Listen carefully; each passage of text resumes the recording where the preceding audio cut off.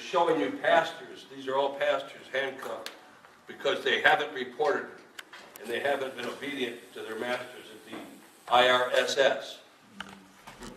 This is one of your favorite people, Mr. Abomination.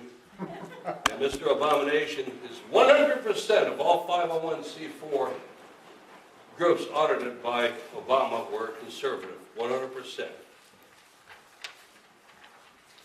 You have a lady here. She runs an organization called True Vote, and it's simply to expose voter fraud, to expose her husband were fined $20,000 by the IRS. They didn't commit any crime, and they had no violations. But they were fined because the IRS could do it, because they were investigating voter fraud. There's a pastor called the Machine Gun Pastor that runs an orphanage out of Africa. His house was raided, and the food and the equipment and things that they were sending to the orphanage was just totally destroyed for no reason. They never filed any charges against him. And here, this fella, oh my gosh, Lieutenant Behena, this man right here, committed the crime when he was in Iraq of killing Al-Qaeda, and he went to prison for it. That's where we're at in America today, folks. So, with that, I'm going to introduce some of our speakers here. Now we have we have three of the lynches here today. And Peg, you've got to make sure that these two don't get into another fight over which one Mom loved the best. Okay? No fight. So anyhow, with that, I'm going to introduce our next congressman, U.S. Congressman, right? Matt Lynch. From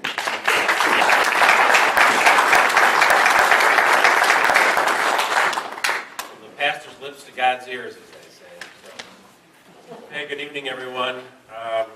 And I'm going to apologize right now because I'm going to have to be running out of here at right about 6 o'clock. I have another event in Willoughby to attend. When you make the rather interesting decision to run for Congress, your life is turned inside out almost immediately.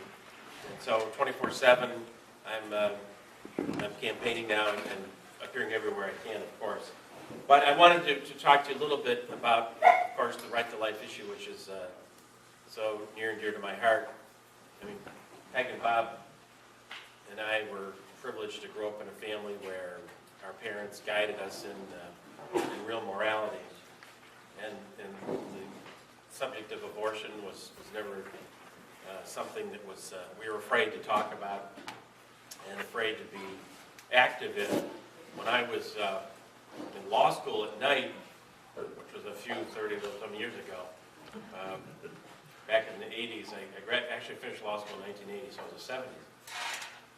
My wife, Janie, who is in heaven now, lost her to leukemia in 1993, but she was a counselor for Womankind, whom I know you've heard of. And it was not unusual for me to come home from law school at 10 o'clock at night, tired and hungry, to find that she wasn't home at all because she was out counseling a girl that was in a crisis pregnancy and maybe had been thrown out of her home. And sometimes she would come home a couple hours later with actually the girl who would end up living in our house because she had no place else to go. So, our family's been involved in the pro-life movement for decades. It's the tragedy of our nation that we've had to fight this fight for so long. But we're going to win this fight. We're going to win this fight because the hearts and souls of Americans are good, and they're God-fearing people. And if we have the right representatives in government at all levels, like Skip Claypool as county commissioner in Geauga County, and Kim Laurie as county commissioner in Lake County, if we have the right people in government, we will right the ship of state in this country, and we will, again, protect the unborn. And that's the number one reason I am going to Washington, D.C., to protect the unborn. Amen. With your help.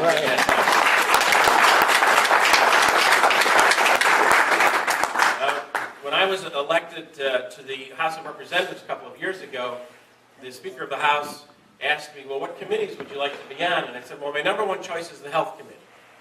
Because the Health Committee is the committee through which all the abortion bills come through. In fact, the first bill I introduced in the Ohio House was a bill to outlaw what's called sex selection abortion, if you can believe that people would be so callous that they would destroy an unborn child simply because it wasn't the sex of a child they were looking for. That bill sits in committee, I'm afraid, because the Republican Party that controls the Ohio House has not moved it forward. Sitting in that committee as well is the heartbeat bill. And I know many of you are very aware of the heartbeat bill. It would be one of the strongest pro-life bills in the state and in the country. And we have been trying to push that out of committee now for some time. The pastor knows this well. And I see here comes the heartbeat bill hero right here, Janet Porter.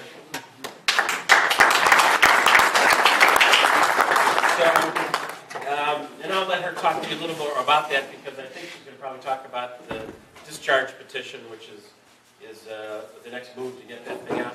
But you know, when Janet Porter's on the phone, you answer the call, because she's a very active lady in the State House. And you know when you're really, really being effective in the State House is when they really, really hate you. And Janet knows what that's like, and I kind of know what that's like too, actually. Which is one reason I decided to run for Congress, because I wanted to take this fight and so many other fights of the conservative values really to Washington, where the biggest problem is. You know, the Ohio budget is almost 50% funded now by Washington, which means we're really just passing money that we borrow from China, and then the politicians shovel it through the states. We've got to turn that around. I'm determined to turn that around. Now, I have, by the way, put this out on your tables. This flyer actually hasn't gone to print yet. This is just actually the first draft. Well, it's the most recent draft before it goes to print. So I'm asking all of you to take a look at this and sort of be my focus group. If you see anything errors, and someone already had a very good suggestion on some changing some words here. So, please let me know about that, and because I want to be as effective as possible. Let me just say this, and Pastor knows this well, as everyone does at this table, and I've said this many times. This is not, purely speaking, a political battle, it's a spiritual battle. Amen. And we have to win that spiritual battle on our knees before we can expect to win the political battle at the ballot box. So the most important thing you can do for my race, the most important thing you can do for any of those that share your values, the most important thing you can do for the unborn is pray that the hearts of Americans are pierced with the truth that every unborn child is a reflection of God Himself, created in God's image, and we have no right, in fact, we have a duty to protect that life. That's what I'm pledged to do in Columbus. It's certainly what I'm going to be pledged to do in Washington. And so I would just ask you to pray and help me in that fight. So I'm going to leave it at that. Unless there's anybody question, I saw a hand go up over here. I was going to say, where your tie was your picture taken? Where was my tie? Yeah, I don't know.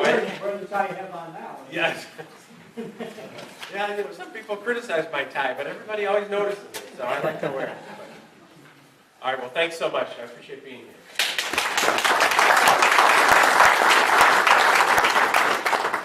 Our next speaker is going to be Deborah Solly, but since Jan Porter is here, she's so much prettier. We're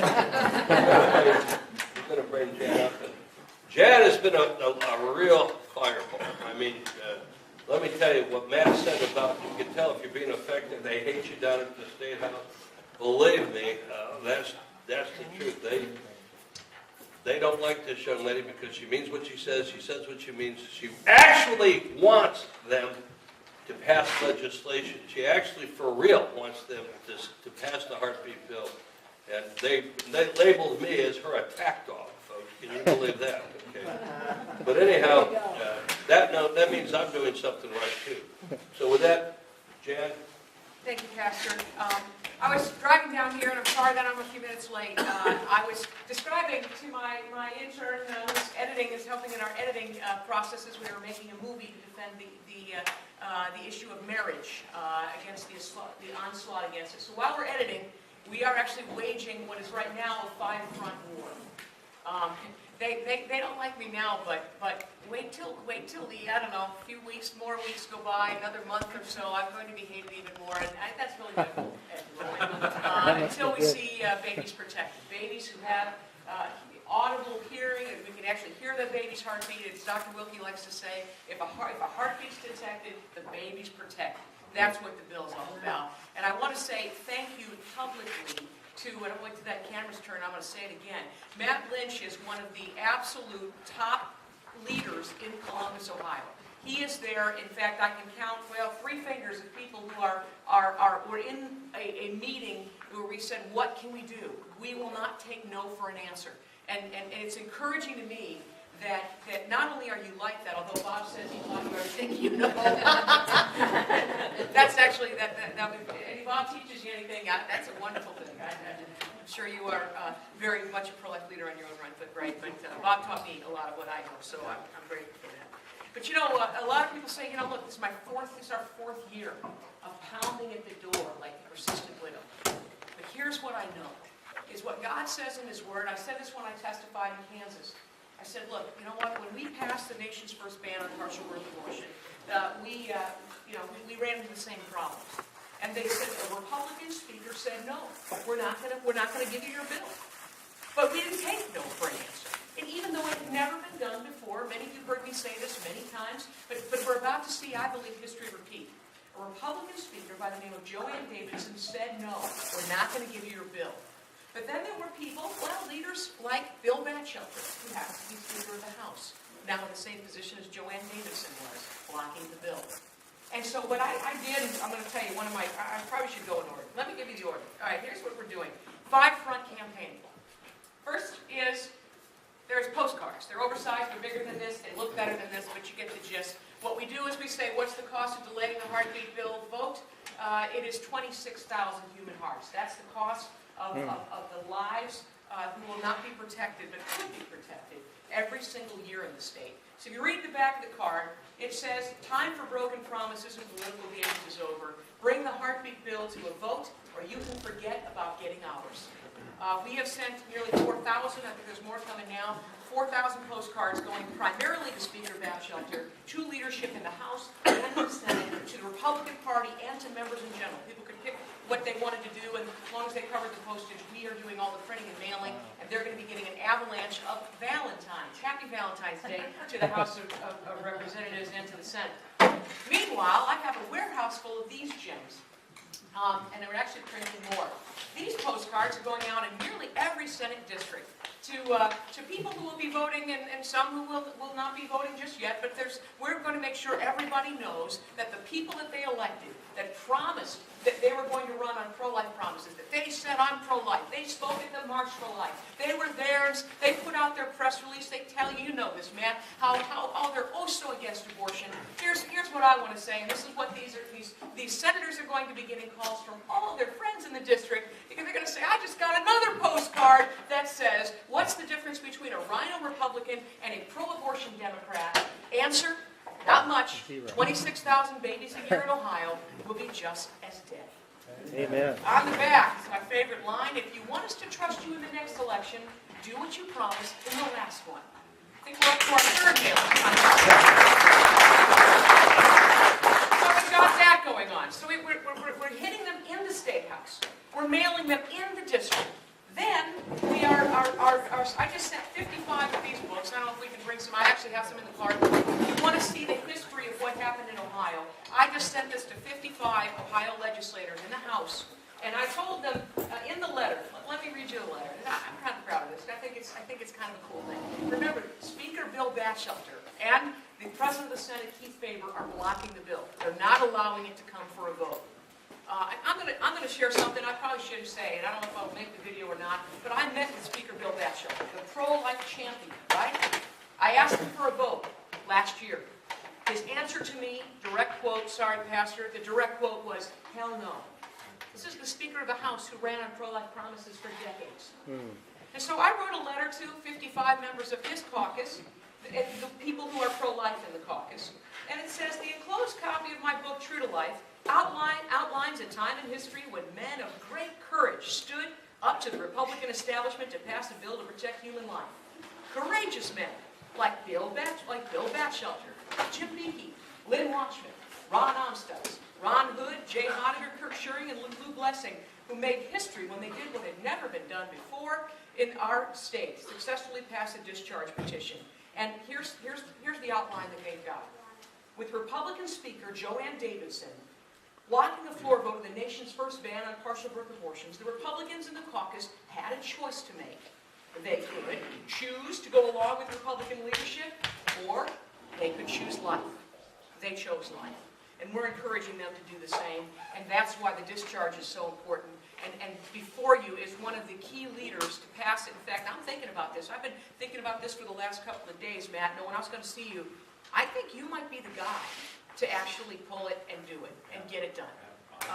I think you can.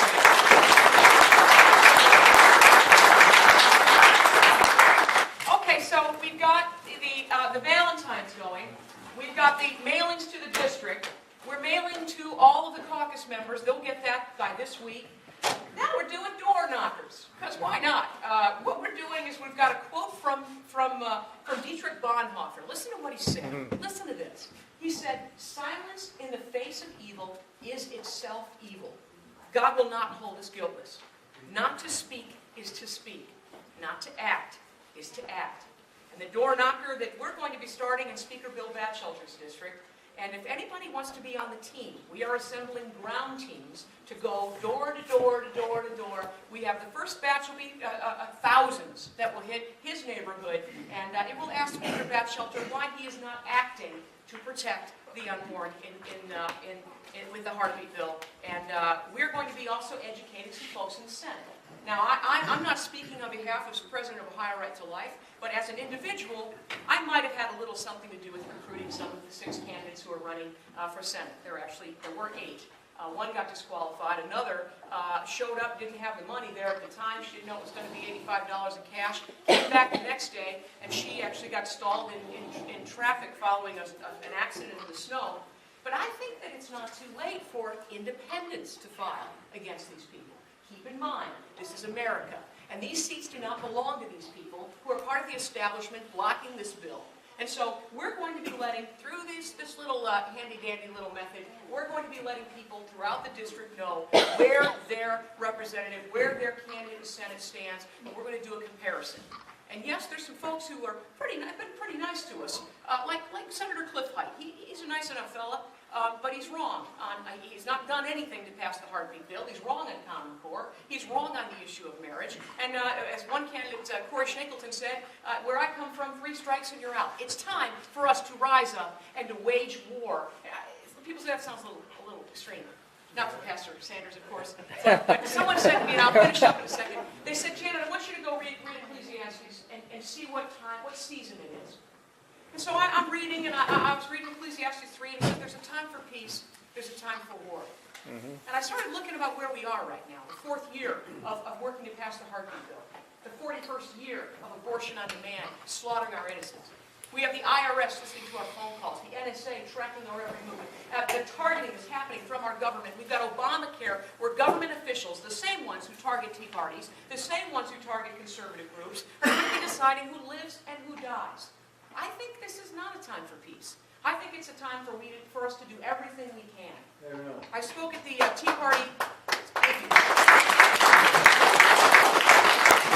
I spoke at the Tea Party in Southwest Ohio, the Christian Tea Party movement. I love the fact that you're chairman, Pastor, because I know this is going to have the Christian values. You're not going to try and distance yourself from God. You know, a friend of mine said it this way. She said, if I had a friend, let's just say, Bob, I'm your friend. I like you a lot. And I say, Bob, I want to be your friend. And here we are at this Tea Party meeting, but there's some people down here that don't really like you. They don't really like how you believe. You're kind of right-wing and you're kind of extreme. So here's what I want to throw by. See what you think. If you say hello to me, I hope you don't. I hope you're not offended or anything. But I'm not going to say hi back. I'm going to pretend like I don't know you because I don't want to offend these people over at Ken Sendemeyer. I'm not sure he likes you that much. So I'm not sure that I'm going to hang out with them. And oh, by the way, I really love some of the things you said. I loved your book. In fact, I'm going to use it in my speech, but I'm not going to quote you. Is that okay? I mean, because, again, a lot of people don't like Bob. So that's how we treat, we treated our friends like we treat God. I can't even tell you the meetings I've been in where they say, well, distance yourself from God. Don't really, a lot of people don't believe in him. A lot of people don't like his word. If we treated our friends like we treat God, you know what? We wouldn't have any friends. And how do we expect God to be your friend if you treat him like an outcast? And so that's the first thing. Unabashedly, not only are we for the issues that God has dictated in his word, we're actually standing for God, his principles, and unashamed. One more thing I'll share with you. Exodus 14:15. I read it in the New Living, something in your Bible, and it struck me new. How many times have you had people tell you, well, things are really bad, and I don't know if you've seen what happened. Did you see what happened in the Grammys? Did you see the State of the Union? Oh my, did you know what was going on? That they're blocking this, and they're pushing that, Common Core, and they're going to keep track of your every move, and how many times do people tell you that, right? What do you say to them? Here's what God said to Moses. They're right up against the Red Sea. And what happens is, Pharaoh's army is coming after him. And listen to what God tells Moses in Exodus 14:15. He says, then the Lord said to Moses, why are you crying out to me? Tell the people to get moving. And I just thought, isn't that interesting? All the people who whine and complain, I don't like government, I don't like the way things are, and I don't like it. Get moving. Get moving. Get in the campaign. Start taking some Matt Lynch postcards and start taking them door to door. Let's start getting the word out. Let's get moving, because that's the only way we're going to save this republic.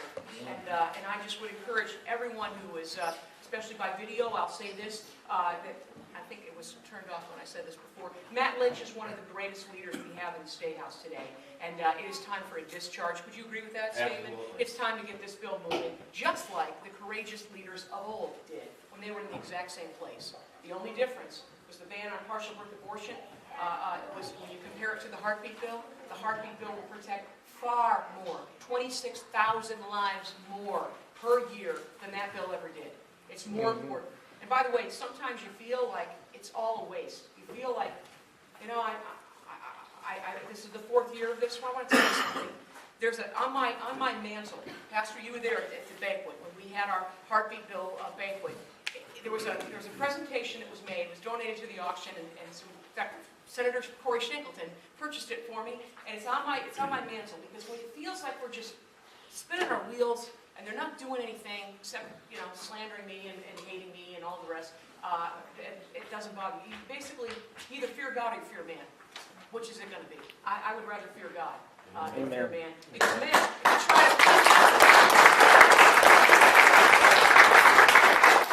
you try to please men, the same men who praise you one day scream to crucify you the next day, as Jesus experienced. But here's what we saw. Not only did the heartbeat bill become law in Arkansas last year and in North Dakota last year, the heartbeat bill, which originated right here in Ohio, was also introduced in the state of Texas, Kentucky, Michigan, New York, Missouri, South Dakota. States have asked me for the language, looking to introduce the bill in Michigan, Arizona, Georgia, Florida, even California, and New York, where the governor of New York says pro-lifers aren't even welcome in the state, but they're going to have a heartbeat bill in New York, I think, very, very soon.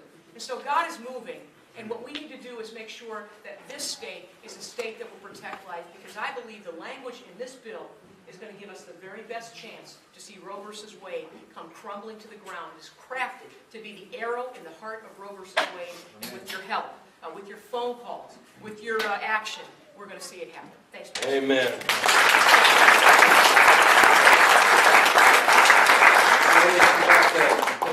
For questions, if people have a question about the heartbeat. But by the way, I was at Jan's wedding, and the fellow that sat at the next table, 100% with us, was Mr. Batchelder. Yeah. It's an amazing thing. And Jan had put on, when we had our the heartbeat bill rally there in Columbus, and I don't know where you got that big rhino, but she had this big rhinoceros, and Matt and I was standing behind it. We were looking at that, and we were, just commenting on this rhinoceros that was there. And I look up and I see all these cameras on us. So the next thing I see is a newspaper article, Rhino, and they didn't have my name, but they had my picture in there. Oh, I can't believe it, but we did it again. But if probably see that on a flyer before my. Yeah, you probably see that on a flyer somewhere. But anyhow, everything she said, she's right on, folks. You know, when they say, in our ministry, we have a saying when they tell you, well, it's impossible, you'll never do it, then we simply say, well, that means we got to get started a little earlier then. Because we're going to do it. And we're going to put boots on the ground. Listen, we've got nothing to lose and everything to gain. We have to. Not for us. It won't be for us because a lot of us won't be around that much longer. If our children and their children will ever know what we know as freedom, we have to do it. It's up to us. Like they said, if not us, then who? And if not now, then when? And we have some very good people here we've got to support. Any questions for Jan? Jen, what dispatch is this? Medina County. So, yeah, if you want to take a little road trip, not too far away, we've got at least I think 20 that are coming to get things started. But we're going to start right in this neighborhood, which I think is just the perfect place to begin. So that's where we're going to go. And if anybody'd like to join, talk to me afterwards. We'll get a sheet going around. We can sign up and be a part of the ground team, which I think we're going to need several ground SWAT teams to go and deliver literature. And I know you're going to need some help on the ground too, Matt. And I know this is the time. You know what? You can whine and complain about it, or you can get moving. This is the time to get moving. And it's a great exercise. It's the gym. So, any other questions? Yes, ma'am. We need to consult Luke 43, 9:43 through 3:50. Whoever began his life in a mother's womb is the greatest among you. Amen. Well said. All right. Any other questions? I got a question right now. Jan? I really do like you. I'm just glad you your friend. Never been used as a prop before, but sorry, could be a nicer.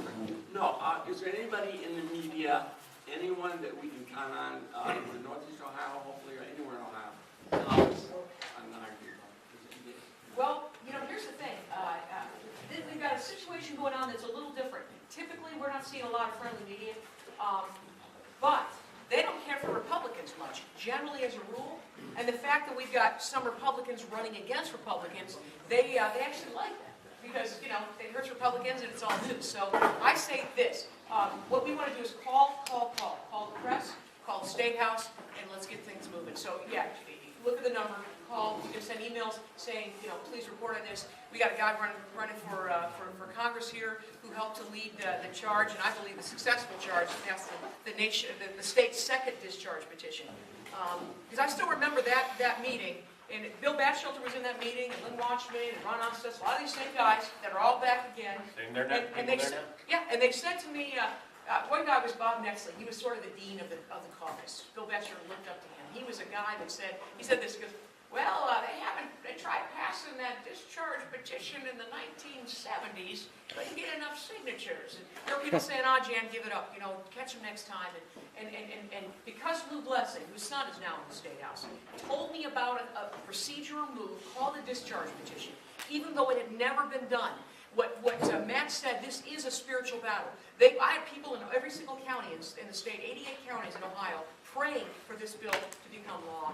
And this discharge petition to pass, and it passed within 24 hours, I believe is what it was. It came right to the floor, and that's what we can see happen again. Either they're with us or they're not with us. And some of these guys, Matt, they've got primary opponents.